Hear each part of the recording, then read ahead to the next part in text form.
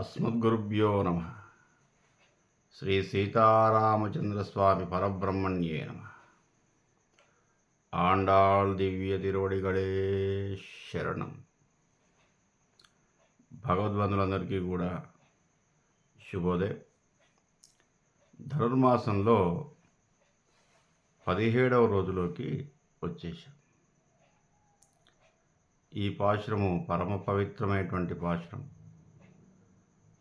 అనేక తార్కిక విషయాలు, ధర్మ సంబంధమైన విషయాలు, ఆచార వ్యవహారాలు, భక్తి తత్పరత, భక్తి మార్గము, సమాశ్రయం యొక్క గొప్పతనము అన్నీ కూడా ఈ పాశురంలో నివేదించబడ్డాయి. ముందుగా తనే విన్నపం చేసుకుందాం. నీళాతుంగస్తనగిరితటీ సుప్తముద్బోధ్య కృష్ణం పారాధ్యం సంసృతిశతశిరసిద్ధమధ్యాపయంతి సోచ్చిష్టాయాం సజనిగళితం యా బలాత్కృత్య భుంక్తే గోదా తస్యై నమ ఇదమిదం భూయయే వాస్తు భూయః. అన్నవయల్ పుదువై ఆండాళ్ అరంగరుక్కు பன்னுத்திருப்பாவை பல்பதியம் இந்நிச்சயால் பாடிக் கொடுத்தால் நற்பாமாலை பூமாலை சூடி கொடுத்தாளை சொல்லு சூடி கொடுத்த சுரற்கடியே தொல்பாவை பாடி அருளவல்ல பல்வளையாய் நாடினி வேங்கடவக்கென்னை விதியென்ற விம்மாத்தம் నాంగడవా వన్నమే నల్గు. ఈరోజు 17వ పాశురంలో గోపబాలికలందరూ కూడా నందగోపుని భవనానికి వెళ్ళారు. అక్కడ ఉన్నటువంటి భవన రక్షకుణ్ణి, ద్వారపాలకుణ్ణి ప్రార్థన చేసి బ్రతిమిలాడి ఎలాగో లోనకు ప్రవేశించారు. తీరా లోనకు పోయి చూస్తే స్వామి పడుకొని ఉన్నారు.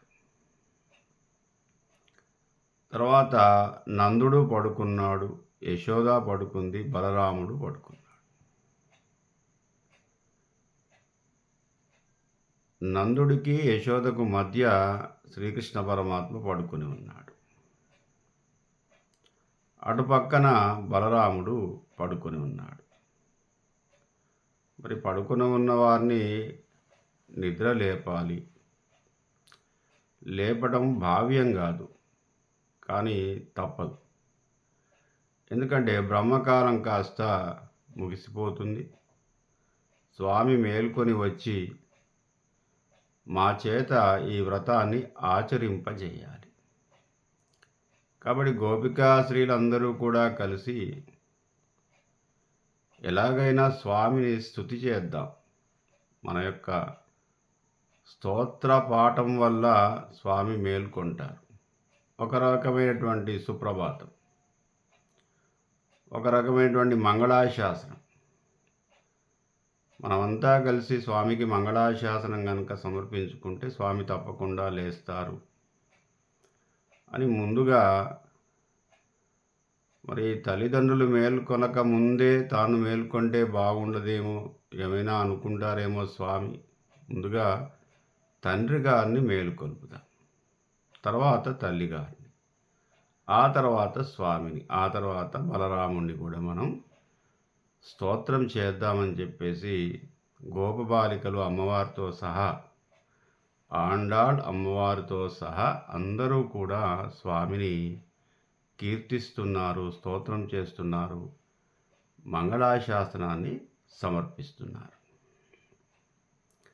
అంబరమే తన్నీరే శోరే అరం శయ్యుం எம்பெருமான் நந்தகோபாலா எஜுந்திராய் கொம்பனார்க்கெல்லாம் கொஜுந்தே குலவிளக்கே எம்பெருமாட்டி யசோதா அறிவுராய் அம்பரமூடரத்து ஓங்கி உலகளந்த உம்பர் கோமானே உறங்காதியுந்திராய் செம்பொற்கஜலடி செல்வா பலதேவா உம்பியின் நீயுமுறங்கேலோ రెంబావాయ్. స్వామిని మేలుకొల్పడంలో తాదాత్మ స్థితిలో స్వామిని సన్నిధిలోకి వచ్చేసాము, స్వామిని దర్శించుకున్నాము, పవళింపు సేవలో ఉన్నటువంటి స్వామిని దర్శించుకున్నాము. స్వామిని మేలుకొల్పే భాగ్యము మాకు కలిగింది ఈ రోజున. అది అందరికీ సాధ్యం కాదు. సుప్రభాత సేవ ఒక రకంగా సుప్రభాతము పలికేటటువంటి అవకాశము, అదృష్టము మాకు కలిగింది అని సంతోషపడుతూ అంబరమే తన్నీరే శోరే. ముందుగా నందగోపుణ్ణి, నందమహారాజును మేల్కొల్పుతున్నారు. వారి యొక్క విశేషణాలన్నీ కూడా చెబుతూ, ఎలాంటి వారట ఆయన నందుడు? అంబరమే, అనేక వేల లక్షల మందికి వస్త్రదానాలు చేస్తూ ఉంటాడు ఆయన. తన్నీరే, మంచినీరు కూడా ఇస్తూ ఉంటాడు. షోరే, అన్నదానం చేస్తూ ఉంటాడు. అరం చెయ్యం, ధర్మంగా చేస్తూ ఉంటాడు. ధర్మంగా చేయటం అంటే ఎటువంటి ఫలితాన్ని ఆశించకుండా దానం చేయాలి. అది దానం యొక్క గొప్పతనం. కాబట్టి ఏ ఫలితాన్ని ఆశించకుండా తను దానం చేయడంలో, దానము చేసిన వారి దగ్గర నుంచి, అంటే దానం గ్రహించిన వారి దగ్గర నుంచి ఎటువంటి తిరుగు ఫలితాన్ని ఆశించకుండా చేసే దానమే దానము. దాన్నే పాత్రదానము అంటారు. అంటే మనం ఇచ్చినటువంటి దానము ఉపయోగపడాలి ఎదుటివాడికి. అపాత్ర దానం చేయవద్దు. మనం ఇచ్చినటువంటి వస్తువు కానీ ఏదైనా ఉన్నవారికి ఇవ్వవద్దు, లేని వారికి ఇవ్వాలి. ఇక్కడ అంబరమే, వస్త్రములు లేని వారికి వస్త్రదానం చేస్తుంటాడు. తన్నీరే, మంచి నీటిని, త్రాగే నీటిని, శుభ్రమైనటువంటి నీటిని దానం చేస్తూ ఉంటాడు. నీటి దానం. షోరే, అన్నదానం చేస్తూ ఉంటాడు. శ్రీ వైష్ణవ కుటుంబాల్లో అన్నదానం మహాదానం. పరమ పవిత్రమైనటువంటి భగవత్ కైంకర్యము అంటారు అన్నదానాన్ని. శ్రీ వైష్ణవ కుటుంబాల్లో, శ్రీ వైష్ణవ సాంప్రదాయాల్లో సాపాటు సమర్పించుకోవడం అనేది పరమ పవిత్రమైన, దానికి పేరే భగవత్ కైంకర్యము. సాపాటు ఉంచటాన్ని అభ్యాగతో స్వయం విష్ణు, ఎవరైతే సాపాటుకు మన ఇంటికి వస్తారో స్వయంగా విష్ణుదేవుడు వచ్చినట్టుగా భావిస్తారట శ్రీ వైష్ణవ కుటుంబాలు. వారు ఎవరైనా కానివ్వండి. ఎందుకంటే అన్నం పరబ్రహ్మస్వరూపం. వైష్ణవ సాంప్రదాయంలో పరబ్రహ్మ అంటే శ్రీ మహావిష్ణువు. శ్రీ మహావిష్ణువు యొక్క రూపమే అన్నము. మామూలుగా కూడా ఉపనిషత్తు ఏం చెబుతుంది? అన్నం పరబ్రహ్మస్వరూపం, బ్రహ్మతో సమానము, పరబ్రహ్మతో సమానము, అన్నమే దేవుడు, అన్నమే జీవుడు, జీవశక్తి అంతా కూడా అన్నం ద్వారానే వస్తుంది. కాబట్టి అన్నార్తులు ఎవరైతే ఉంటారో వారికి సాపాటు పెట్టడం అనేది భగవత్ కైంకర్యము అంటారు దాన్ని. అందుకే శ్రీ వైష్ణవ కుటుంబాల్లో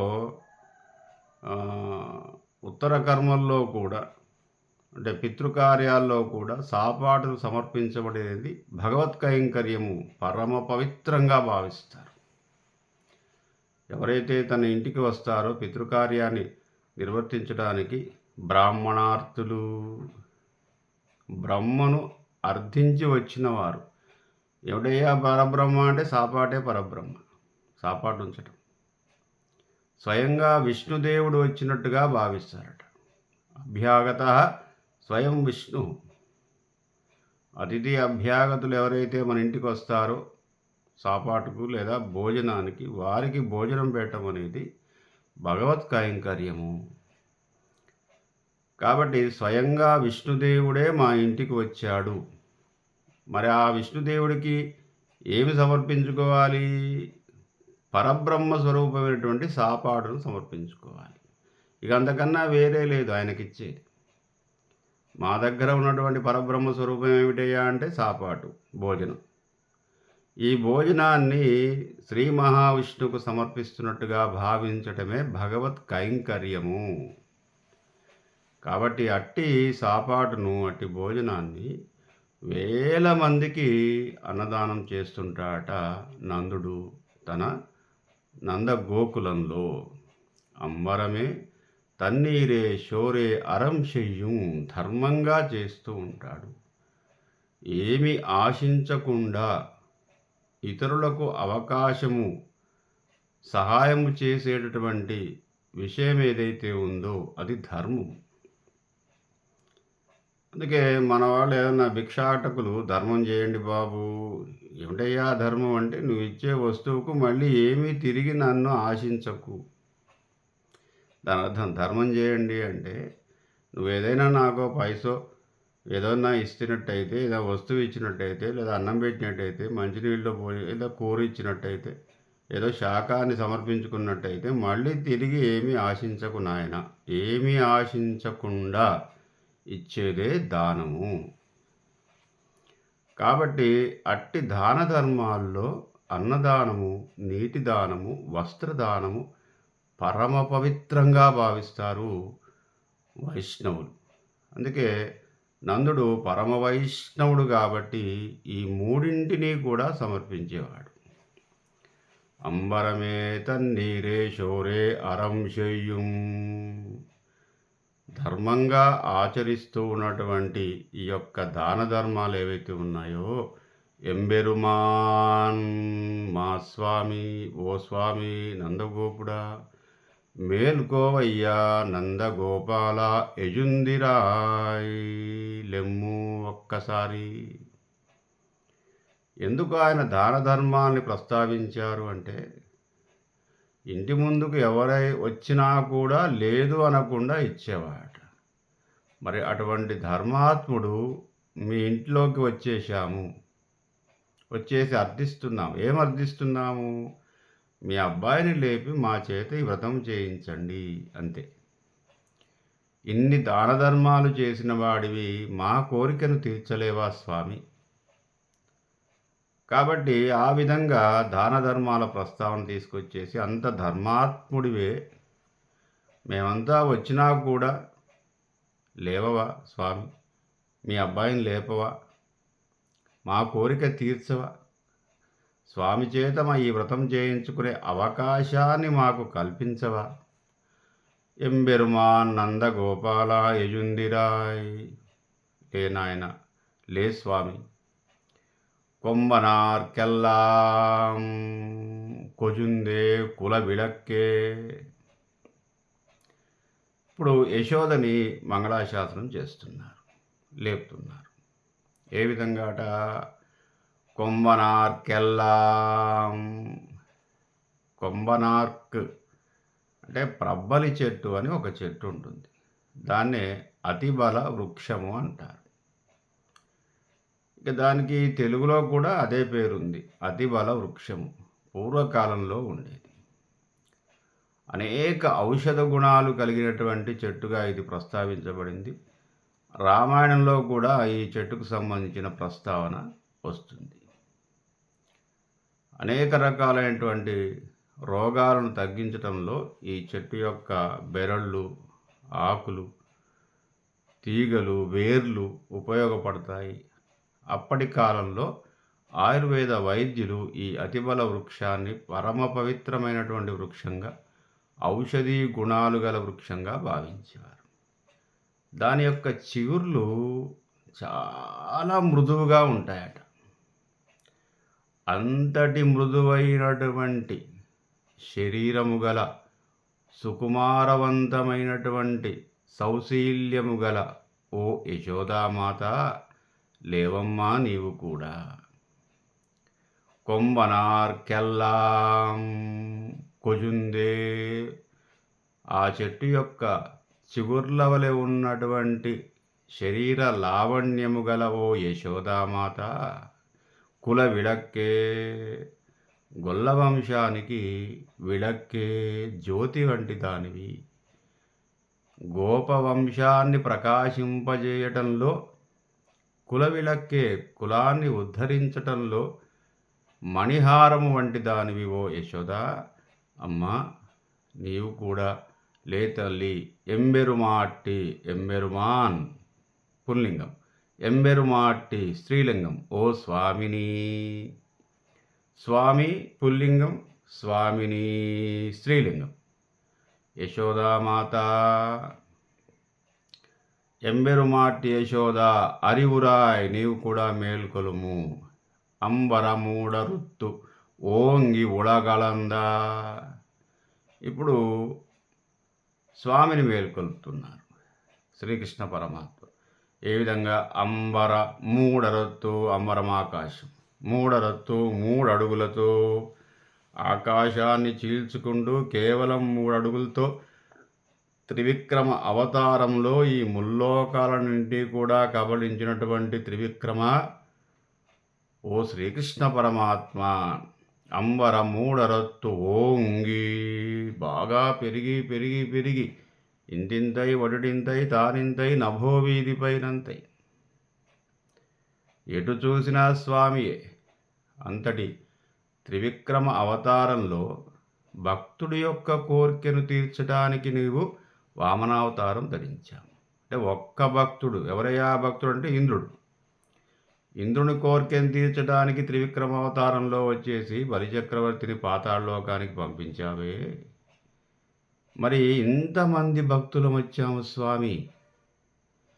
నందగోకులంలో ఉన్నటువంటి అందరూ గోపికాశ్రీలందరూ కూడా మీ ఇంటి ముందు నిలబడ్డారు, మీ ఇంట్లోకి వచ్చేశారు. మా కోరిక తీర్చలేవా స్వామి? భక్తుల యొక్క కోరిక మన్నించలేవా? అంబరమూడరొత్తు ఓంగి ఉలగలందా,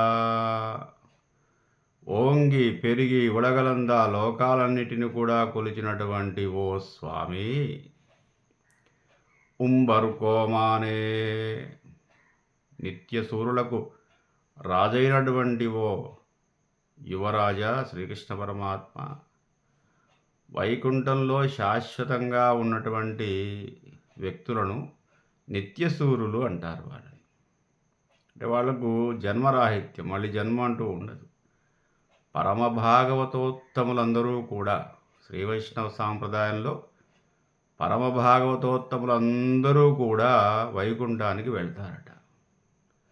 వైకుంఠంలో వెళ్ళినటువంటి అందరికీ కూడా నిత్యసూరులు అంటారు.